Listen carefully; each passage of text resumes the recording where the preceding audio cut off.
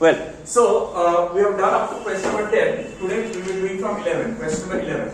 Question number 11 says 250 gram of water at 30 degrees Celsius is contained in a copper vessel of mass 50 gram. Calculate the mass of ice required to bring down the temperature of the vessel and its constituents to 5 degrees Celsius. तो देखो यहाँ पर भी क्या है, water body कौन सा है,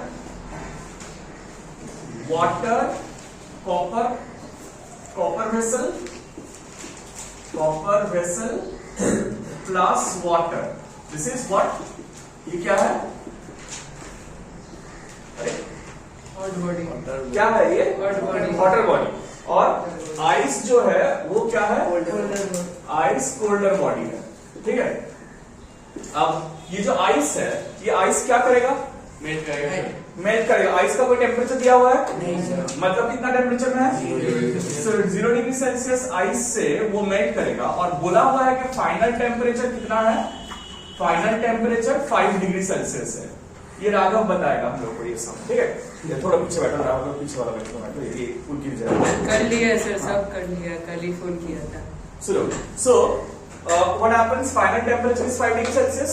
अब क्या बोल रहे हैं कि कोल्डर बॉडी जो है वो आइस है, कितना टेम्परेचर में, 0 डिग्री सेल्सियस। तो अगर फाइनल टेम्परेचर 5 डिग्री सेल्सियस है तो आइस में क्या क्या चेंजेस होने वाला है, सर पहले वो मेल्ट करेगा तो उसके बाद आइस करेगा, उसके बाद टेम्परेचर राइज करेगा, मतलब पहले वो मेल्ट करेगा from 0 degree ice to 0 degree water, 0 से 5, फिर 0 degree water to 0 degree 5 degree water, ठीक है।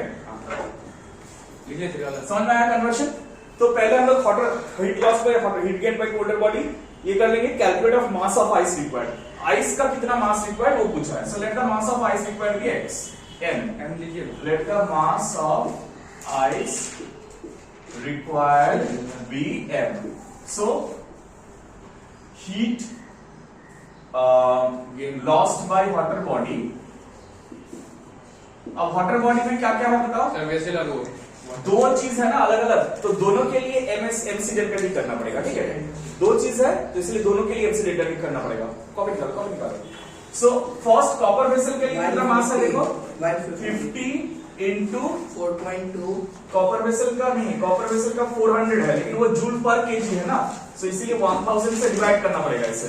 समझ में आया ना, क्योंकि ये ग्राम में था, ग्राम से किसी में कन्वर्ट किया केजी, इनटू कॉपर वेसल का स्पेसिफिक कैपेसिटी कितना दिया हुआ है, 400 दिया हुआ है देखो, इनटू उसका टेम्परेचर चेंज कितना दिया हुआ है, इनिशियल टेम्परेचर कितना में था, एट 30 डिग्री सेल्सियस में था, और फाइनल टेम्परेचर कितना हुआ है, सो 30 माइनस कॉमन लिक्विड प्लस कितना वाटर है बताओ, 250 ग्राम वाटर, तो उसको भी केजी में कन्वर्ट कर लिए, इंटू 4200, अच्छा इंटू 4200 दिया हुआ है, इंटू इसका टेम्परेचर चेंज भी 30 माइनस 5 हो रहा है। ये बोला मुझे ऐसे, ताले व्हाट इज द 1 2 3 पूरी 600, अच्छा 20 into 25 प्लस 1 2 3, तो इधर कितना हो रहा है, 25 इंटू 42 इंटू 25, इसका आंसर कितना आ रहा है बताओ जल्दी समझो। ये 500 हुआ, और इधर कितना हो रहा है, 625 इंटू 42, कितना हो रहा है, 625 इंटू 42 1250, और इधर 2500 05 सर 26250, हाँ 26250, so it is 26750 joules। अब heat gain by colder body क्या होगा बताओ, heat gain by colder body में क्या क्या होगा, हम लोग अभी किए, दो स्टेप में हो रहा है, हाँ इसके लिए ml और इसके लिए mc डेल्टा टी, लेकिन प्रॉब्लम ये है कि मास हम लोगों को आइस का पता नहीं है, तो उसको m ही रख देंगे। सो m into L, specific latent of ice कितना दिया हुआ देखो, 336 इंटू 10 की पावर 3, राइट। सो हम लोग ना ये जो मास भी m, अच्छा ठीक है, m into 336 into 10 to the power 3, फिर प्लस वाटर के लिए mc डेल्टा टी, तो m इंटू सी है 4200 इंटू डेल्टा टी है 5 minus 0, 5 degree Celsius temperature range हो रहा है। So this is coming out to be 336000 m plus इधर कितना आएगा 21, राइट, 21000 m, सही किया मैंने? तो इधर ऐड कर देने से क्या मिलेगा हम लोगों को 35700 m। क्या मिला? जल्दी से बताओ क्या मिला ये हम लोगों को? Heat colder body. Sorry, this is the amount of heat gained by colder body, right? Heat gained by colder body. Now, from principle of calorimetry, equal कर देंगे।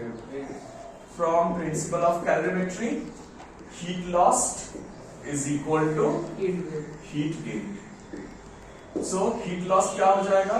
26750 is equal to heat gain हो जाएगा 35700 m.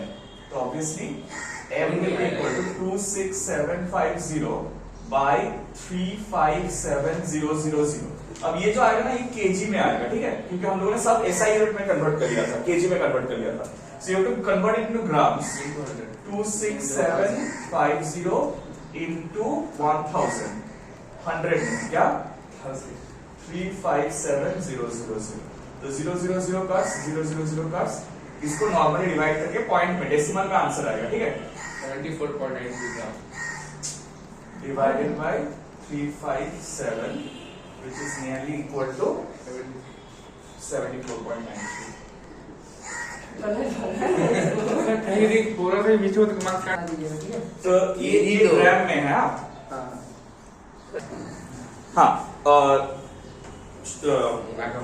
Raghav बताएगा मुझे question number 12 कैसे करेंगे, बताओ राघव। पहले एक चीज बताओ पलाश, ये 12 में कौन सा हॉटर बॉडी है, कौन सा कोल्डर बॉडी है, या सिर्फ एक ही बॉडी है? वाटर हॉटर बॉडी है, वो कितना टेम्परेचर में है, और कोल्डर बॉडी कौन है? सो हॉटर बॉडी है वाटर एट 100 डिग्री सेल्सियस, और कोल्डर बॉडी क्या है? कोल्डर बॉडी है आइस। कितना केजी? 2 kg ice. कितना टेम्परेचर में? कुछ नहीं बोला हुआ है, मतलब 0 डिग्री सेल्सियस, कुछ नहीं बोला है, मतलब 0 डिग्री सेल्सियस। फाइनल टेम्परेचर नहीं दिया ना? अब फाइनल टेम्परेचर नहीं दिया हुआ, लेकिन एक चीज बोला हुआ है, देखो क्या बोला है कि हम लोग को ये जो हॉट वाटर है 100 डिग्री सेल्सियस वाटर, ये हम लोग आइस 2 kg आइस का ब्लॉक के ऊपर डाल रहे हैं, ऐसे डाल रहे हैं कि पूरा आइस मेल्ट हो जाए, ठीक है। अब पूरा आइस मेल्ट हो जाए मतलब फाइनल टेम्परेचर कितना लगेगा? हाँ, क्योंकि आइस मेल्ट होने के लिए टेम्परेचर 0 डिग्री होने से ही चलेगा, समझ में आया ना? So will consider that final temperature is 0 degree Celsius. तो देखो अब हॉटर बॉडी में क्या हो रहा है? Hotter body heat lost bye hotter body क्या होगा बोलो? 100 degree lost by hotter body is mc delta T. अब इसका मास कितना है वो हम लोगों को निकालना है, राइट? तो लिख लो let mass of hot water be mass of hot water be m। तो ये क्या हो जाएगा? m इंटू वाटर का स्पेसिफिक कैपेसिटी कितना दिया हुआ है? 4.200 दिया हुआ है ना? हाँ, m c into delta T कितना हो रहा है? 100 से इसको कहां पर जाना है? फाइनल टेम्परेचर लिख के रखे हम लोग 0, राइट? 100 से 0 जा रहा है, सो ये हो जाएगा 420000 m। और हीट गेन, हाँ joules, heat gain by colder body ml plus mc delta ना, इसमें mc डेल्टा टी तो नहीं होना ना, क्योंकि फाइनल टेम्परेचर तो 0 ही है। तो जो आइस मेल्ट कर रहा है, ये जो आइस मेल्ट करेगा वो 0 में ही रहेगा ना, तो उसमें mc डेल्टा टी लगाने का जरूरत नहीं है। सो इसीलिए ml है। ml कितना है? 2 इंटू स्पेसिफिक लेटेंट कितना दिया हुआ है? 3360000। तो ये कितना आ जाएगा बोल? 67200। हाँ ठीक है, जो आएगा जो भी आएगा। therefore from principle of calorimetry heat lost is equal to heat gain। अब heat loss क्या है? 420000 m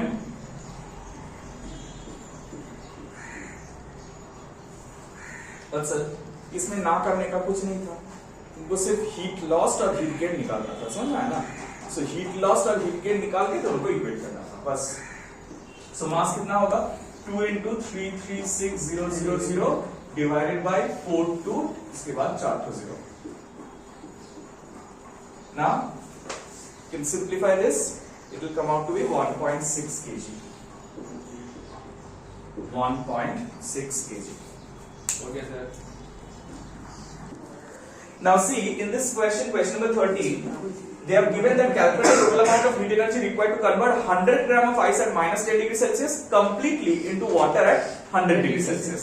So यहाँ पर सिर्फ एक ही ऑब्जेक्ट दिया हुआ है, no hotter body, colder body। तो इसका मतलब क्या है कि प्रिंसिपल ऑफ कैलोरीमेट्री हम लोगों को यूज नहीं करना है यहाँ पर, ठीक है? हम लोगों को क्या करना है, हम लोगों को यहाँ पर प्रिंसिपल ऑफ कैलोरीमेट्री यूज नहीं करना है, हम लोग को नॉर्मली निकालना है स्टेप वाइज के क्या क्या चेंजेस हो रहा है। तो देखो दिया हुआ है -10 डिग्री सेल्सियस आइस, तो उससे वो क्या जाएगा, वो 0 डिग्री सेल्सियस आइस जाएगा, फिर वो 0 डिग्री सेल्सियस आइस से 0 डिग्री सेल्सियस वाटर जाएगा, फिर वो 100 डिग्री सेल्सियस वाटर जाएगा। So there are 3 step, step 1, step 2, step 3। जब सब निकल जाएगा उसको प्लस कर देंगे ना, right? So heat taken in step 1, इसमें देखो टेम्परेचर चेंज हो रहा है, किसका टेम्परेचर चेंज हो रहा है, आइस तो आइस का स्पेसिफिक कैपेसिटी लेना पड़ेगा, ठीक है?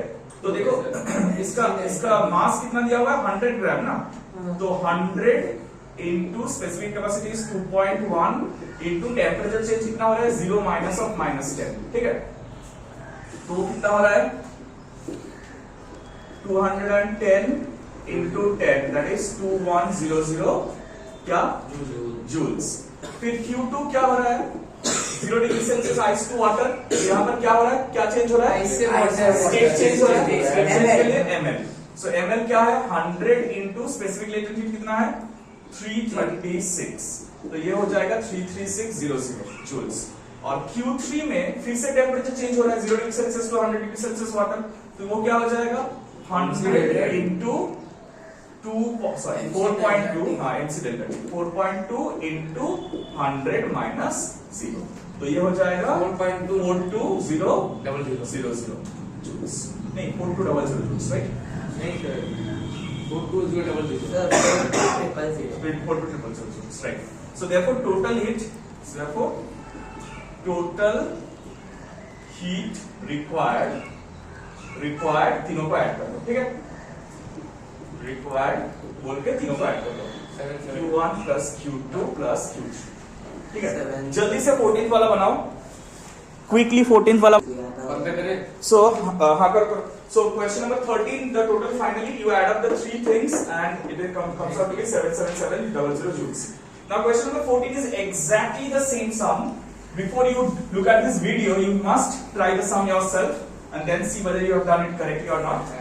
Question number 14 is amount of heat energy required to convert 1 kg of, so 1 kg of ice, 1 kg minus 10 degree Celsius ice. So it goes to 0 degree Celsius ice and then 0 degree Celsius water and then 100 degree Celsius water, ठीक है?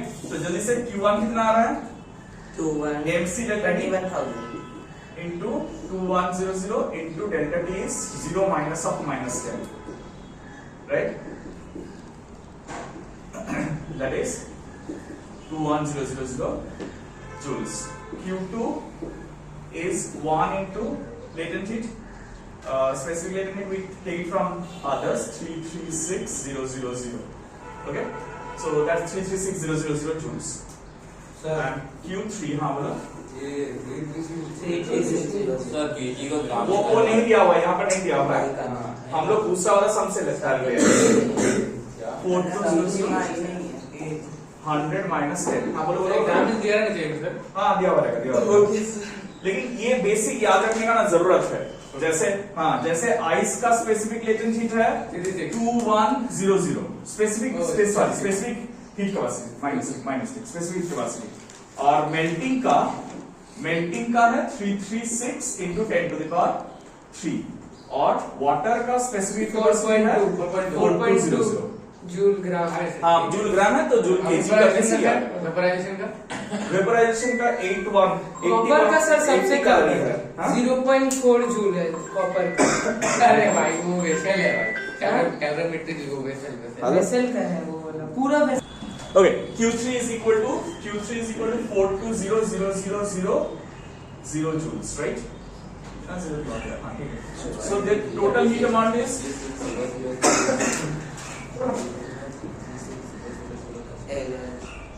वो नहीं दिया हुआ है। हाँ ये वाला सम में नहीं दिया हुआ है, दूसरा वाला सम से लिया हुआ है। समझ में आया ना, ये वाला सम में वो वैल्यू मिसिंग है। अरे वो वैल्यू फाइंड करना है, एल फाइंड करना है। वो ऐसा है। अरे वो पहले वाला सम जैसे रियली सॉरी मैंने नहीं देखा। So it's okay, so you consider this as L, ठीक है। Let the specific latent heat of fusion D L, ठीक है। तो ये क्या हो जाएगा, this will be plus L plus 42000 and Q ये टोटल हीट एनर्जी दिया हुआ है। कितना दिया हुआ है 77000। सो एकदम सेम पहले वाला सम ही है। सो सिंपलीफाई करने से L will come out to be 336000 joule per kg. 15 number थोड़ा हार्ड लग रहा है, यूनिटरी मेथड। अच्छा ठीक है 15 नंबर करेंगे, जल्दी से ये बना लो, इसके बाद 15 नंबर बता दो quickly. Question number 15. It says that 200 gram of ice at 0 degree Celsius is converted into water at 0 degree Celsius in 1 minute when heat is supplied at a constant rate. So ये constant rate of heat supply करने के लिए ये change हुआ है, ये बताया गया हम लोग को। अब पूछा गया है कि दूसरा एक चेंज करने के लिए कितना टाइम लगेगा, मतलब 200 ग्राम ऑफ वाटर को 0 डिग्री सेल्सियस से 20 डिग्री सेल्सियस लेके जाने में कितना टाइम लगेगा। तो हम लोग कुछ भी नहीं, ये पावर का सम है। पावर क्या होता है, एनर्जी बाय टाइम। तो पहले हम लोग एनर्जी निकाल लेंगे, एक बात है एनर्जी बाय टाइम या work by time. So power जो है एनर्जी बाय टाइम, तो पहले एनर्जी निकाल लेंगे। सो हीट, हाँ तो एमसी डेल्टा टी, हाँ हीट सप्लाई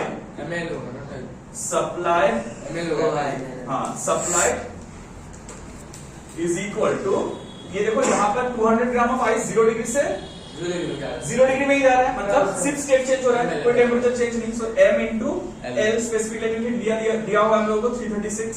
तो ये कितना मिल रहा है बोलो, 3720 हाँ 67200 जूल्स हो गया। अब पावर क्या हो जाएगा फिर, power is equal to energy by time. So it is 67200 divided by 60 1120 watt, right joule per second 1120 watt। ये पावर मिल गया। अब बोल रहे हैं कि अगर 20 ग्राम ऑफ वाटर को 200 ग्राम ऑफ वाटर को 0 से 20 डिग्री सेल्सियस लेके जाना है तो कितना टाइम लगेगा। तो पहले हम लोग हीट निकाल लेते हैं। Heat required for water is equal to, इसमें क्या हो रहा है, सिर्फ टेम्परेचर चेंज हो रहा है 0 से 20 डिग्री सेल्सियस। तो कौन सा फॉर्मूला लगेगा, MC डेल्टा टी। चलिए MC delta T is 200 into C is 4.2 into delta T is 20 minus 4.2 तो केजी ले लिया आपने, काय केजी में ले लिया, ग्राम में ना, केजी में तो 4200 क्या बोल रहे हैं। सो 2 to the 4 4 to the 8 1680 ना, 1680 जूल आ रहा है ना।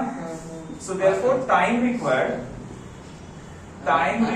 कैसे निकालेंगे, time required equal to energy by power, energy by power, time is energy by power. So energy क्या है 1680 और पावर है 1120। देखो कितना आ रहा है सर 16800 आ रहा है, 16800 आ रहा है। हाँ ओ राइट हाँ एकदम सही है 16800 आ रहा है। तो ये कैंसिल हो जाएगा 15 सेकंड और ये 15 सेकंड्स आ रहा है आंसर। समझ आ रहा है। हाँ सर, बाकी जी आपका रिकॉर्डिंग